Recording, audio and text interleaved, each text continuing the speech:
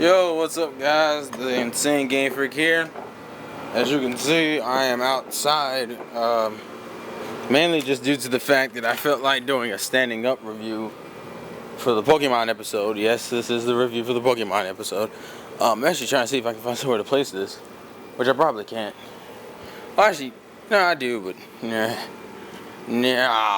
fuck it, doesn't matter. Anyways, so this is Pokemon Best Wishes episode. Sorry if I don't look in the camera. It's easier for me to think when I'm not looking, because then I feel like I would have to do this and then it looks retarded. So this is Pokemon Best Wishes episode 37 review, with the Pokemon of the week being Roggenrolla. From what I understand, that's how you pronounce his name, and it's supposed to be a play on words like rock and roll because he's a rock type, which is a really shitty pun, mind you, but whatever. The episode was fine. I will say this time Team Rocket was more competent than I figured they would be. Now I don't know if you guys have known this, but in previous episodes, like from earlier seasons, where Team Rocket would automatically get away at the beginning of the episode and then go back to try to get to be greedy motherfuckers and fuck up, usually got them screwed over. Well, this time they didn't go back. I mean, they still got fucked over. Like, I think the one thing about Pokemon that will always get on everybody's nerves is that Team Rocket will never accomplish anything.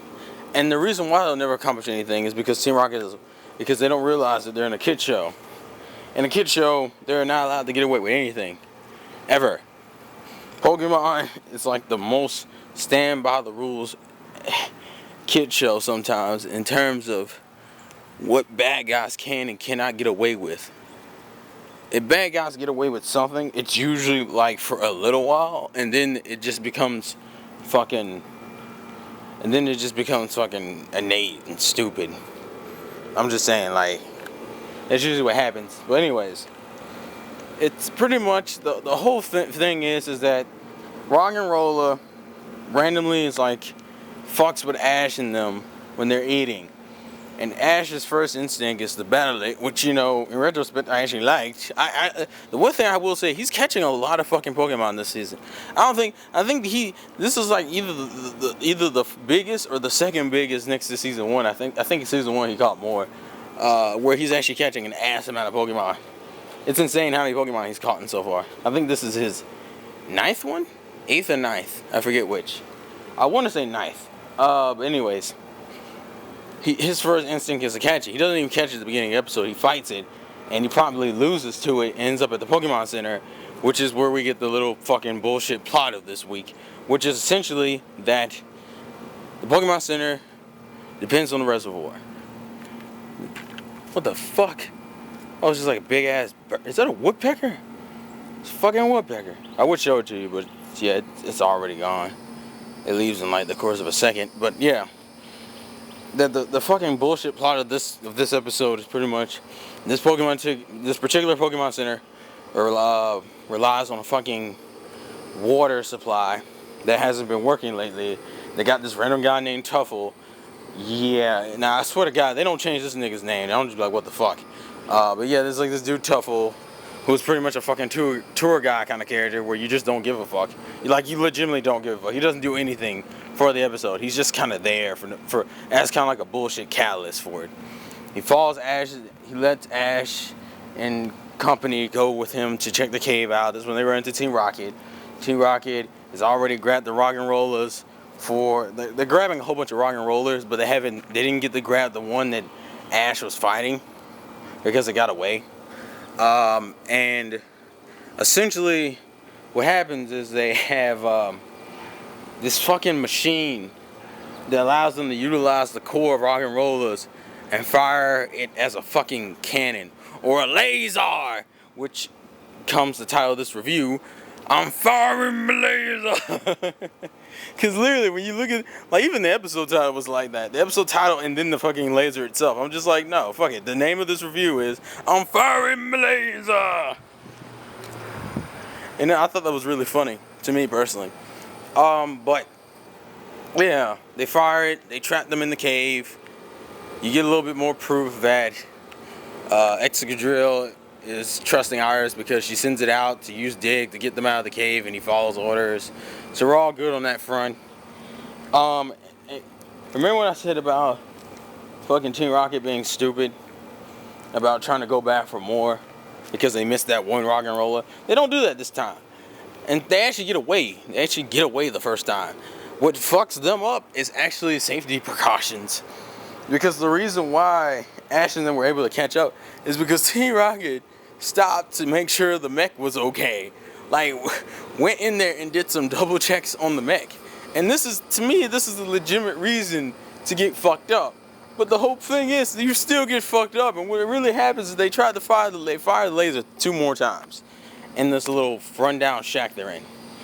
And the first time, the Roggenrolla that's free uses flash cannon to deflect it, which doesn't make any fucking sense when you have like fucking like 10 Roggenrollas put into a cannon.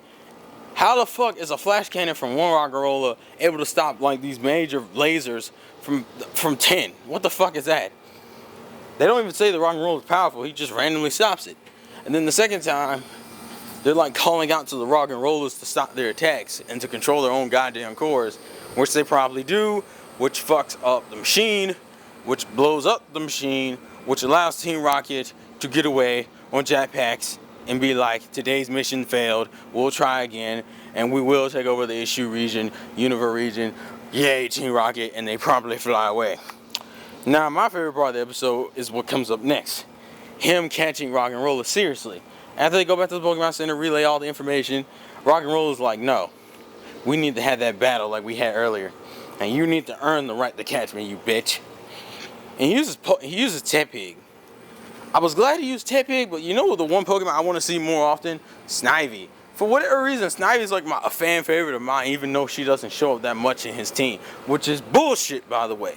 She needs to show up more often. It's annoying. It's annoying of her lack of showing. Like, literally, her and Scrafty shows up a little bit more often than fucking Snivy does. I don't know why he's not paying his grass type any attention, which may have something to do with the last 2 seasons he's had his grass type be the major. What was it, Sceptile and fucking Sceptile and Torterra? I mean, right now he's paying his water type the most attention, which he hasn't done in any other season. So that could be the reason why they're focusing on Oshawott a lot. But anyways, they have Tepig fight it. Now, obviously, Roggenrolla's a rock type versus fire type. And this motherfucker, the entire battle boils down to him just using tackle repetitively. Because fucking Flame Charge won't do shit due to the fact that Flame Charge doesn't work because it's a fire technique. And on top of that, shit. People watching me hold a camera to my face. How long have I been talking? Oh, wow. Oh, I haven't even been talking for 10 minutes. I thought it was longer than that. That Flame Charge is a fire technique, and they talk about Roggenrolla's ability, Sturdy, fucks that up. So he just has him use Tackle repetitively. Obviously, Tackle doesn't do that much damage either, and Ash doesn't give a fuck. Ash was like, no, Tepig, this is a battle of willpower now. And he keeps using Tackle, and you get these cool-ass close-up shots of them ramming into each other. Don't take that out of context. And it's like, you know what? Tepig earned so much more respect for me because of that, because he looked like a boss doing it. He was just like, rah, rah, rah. And then what it was is they did one more clash, and he was like, Tepig, put everything you got into this. Tackle. And then, because, I mean, obviously, Tepig only has like 3 moves. Flame Charge, Ember, and Tackle. That's it. That's all he has. Actually, that's weird. Why does he only have 3 moves? But then again, Snivy only has what? Snivy has what, 2? No, Snivy has 3. Snivy has Tackle. No, Leaf Blade, Leaf Storm, Attract. I feel like I'm missing one. Or is that it? Okay, maybe. Wait, that's weird. Why the hell does his starters only have 3 moves? Whatever. Oshawott has like 5, I believe. No, 4. What the fuck? That is weird. What the fuck? Anyways, he puts all his energy into that last tackle, and he promptly knocks the thing back. And what we have learned is this: when Ash catches a wild Pokemon, he will automatically turn his head backwards. Because the first thing that comes from him is he turns his head backwards, and I was like, yes, And he throws the ball, and he's like, "Grah!" And we were like, win. Fucking win. And he caught Roggenrolla. And that is probably the end of the episode. And I did this review in the course of 10 minutes. Actually, almost 10 minutes exactly. I'm trying to think. I think this is his first rock type. I'm trying to think. Yeah, this is his first rock type. He hasn't had a rock type. I'm trying to think through all the regions. No, he's never had a rock type, has he? This is his first rock type. No, I just realized Ash is very fucking type biased all of a sudden. I've noticed that. But he's never had a rock type. I'm thinking right now about it. No, he's never had a fucking rock type. I don't think he... Wow, it's weird. He's never had a rock type. This is his first rock type. Now, if I'm wrong. Correct me in the comments. But I think this is his first rock type. And I'm not really hyped about that because Roggenrolla to me is just one of those weird... Like, it literally says its name through the episode. I have no idea how it talks. Because the core they mention is the thing in the middle. And I think he talks out of that. But it's weird that that's the source of your flash cannon. And you talk out of it. It's still weird because it doesn't even look like a Pokemon. It looks like a... I don't know what the fuck it's supposed to be. It looks weird as shit. I think it has an evolution. I don't remember what its evolution looks like. I think it looks really weird as shit too, actually. But all I know is Roggenrolla. Yeah. The Pokemon itself I don't really give a fuck about. I mean, in terms of personality, the thing doesn't have really that much of a personality. It's pretty one-dimensional. So yeah, I kind of hope he doesn't switch out any of his Pokemon for it because I don't really want to put up with Roggenrolla. Now Palatoad, that's a different story.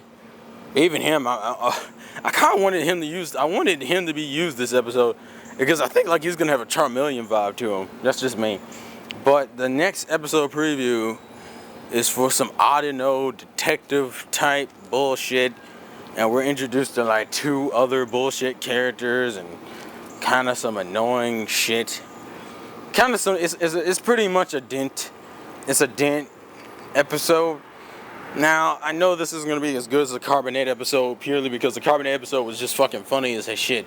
Like, Dent had cemented himself as a badass off of that episode. And when the American version comes out, people won't hate won't hate Dent and Jason Gritham as much. But, man, this is going to be a detective episode and I'm not gonna give a shit, but we'll see. I mean, I've been wrong before. I mean, I will say the haunted house episode we've had was probably one of the best haunted houses we've had. Haunted house themed Pokemon episodes we've had in a while. So, I guess we'll just see for that. But I'm gonna go ahead and see you guys later. Life's a game. Play to win. Gotta catch them all.